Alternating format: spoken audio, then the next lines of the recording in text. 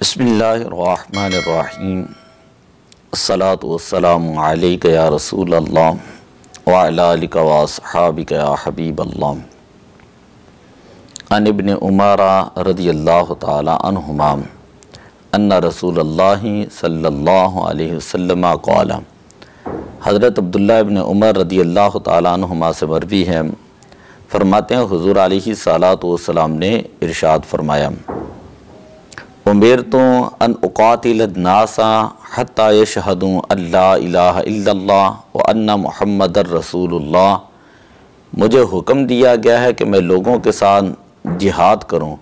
یہاں تک کہ وہ اس بات کی گواہی دیں کہ اللہ تعالیٰ کے علاوہ کوئی معبود نہیں اور محمد صلی اللہ علیہ وسلم اللہ کے رسول ہیں، وَيُقِيمُ الصَّلَاةَ وَيُؤْتُ الزَّكَاةَ، اور نماز قائم کریں، زکوٰۃ ادا کریں۔ فَإِذَا فَعَلُوا ذَلِكَ عَصَمُوا مِنِّي دِمَاءَهُمْ وَأَمْوَالَهُمْ، جب وہ ایسا کریں گے تو گویا کہ انہوں نے مجھ سے اپنے مالوں کو اور اپنے خونوں کو بچا لیا، الا بحق الاسلام، مگر اسلام کا حق جو ہے وہ باقی رہے گا، وحسابهم علی اللہ تعالی،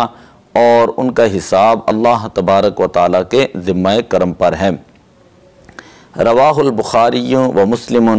بخاری و مسلم شریف کی یہ روایت ہے۔ اس حدیث پاک کے اندر واضح طور پر یہ احکام موجود ہیں کہ جب کوئی شخص اسلام قبول نہیں کرتا تو اس سے لڑنا اور اس کے خلاف جہاد کرنا یہ مسلمانوں کی ذمہ داری ہے، سوائے اس شخص کے کہ جو ذمہ ہوں، جو جزیے کو قبول کرے اور اپنا ہتھیار جو ہے وہ پھینک دیں۔ اور اسی طرح جب کوئی شخص اللہ تبارک و تعالیٰ کی توحید کی گواہی دیں، نبی اکرم صلی اللہ علیہ وسلم کی رسالت کی گواہی دیں، تو وہ شخص بھی اپنی جان، اپنا مال اور اپنی عزت جو ہے وہ محفوظ کر لیتا ہے۔ اور اب جو مسلمان حکومت ہوتی ہے اس کے فرائض میں سے یہ شامل ہوتا ہے کہ اس بندے کے جان مال کی حفاظت کرنا جو مسلمان ہے، یہ حکومت مسلم حکومت کے فرائض میں سے یہ چیزیں شامل ہیں۔ تیسری بات یہ اس حدیث پاک سے یہ سمجھ آتی ہے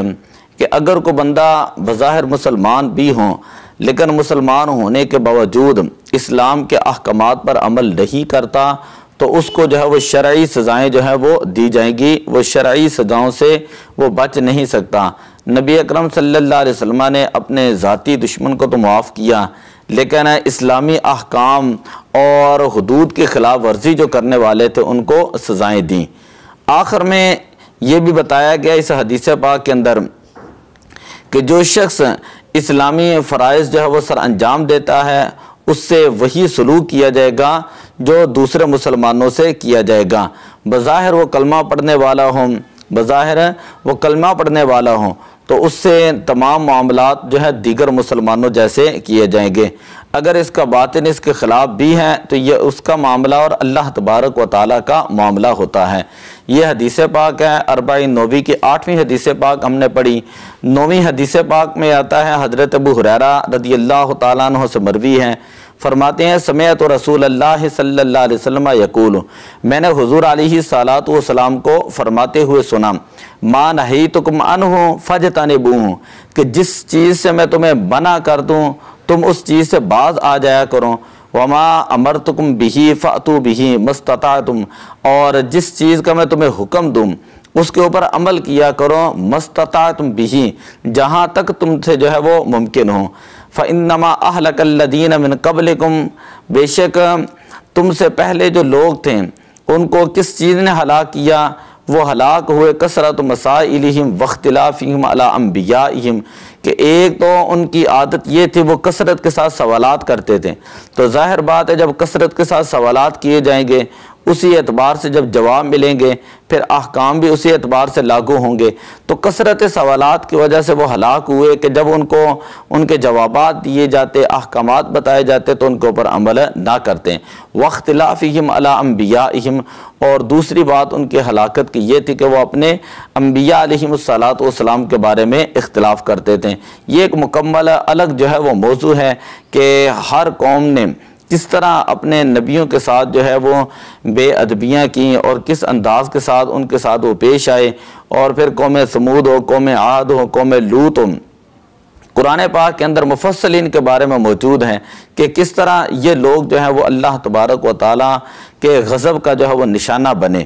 رواہ بخاری و مسلم، بخاری و مسلم شریف کی بھی یہ روایت ہے۔ تو اس لیے اسلام کے اندر بھی یہ ہے کہ کثرت سوال سے جو ہے وہ حضور علیہ الصلوۃ والسلام نے منع فرمایا تھا کہ جتنا علم ہو اس علم کے اوپر عمل کریں، اور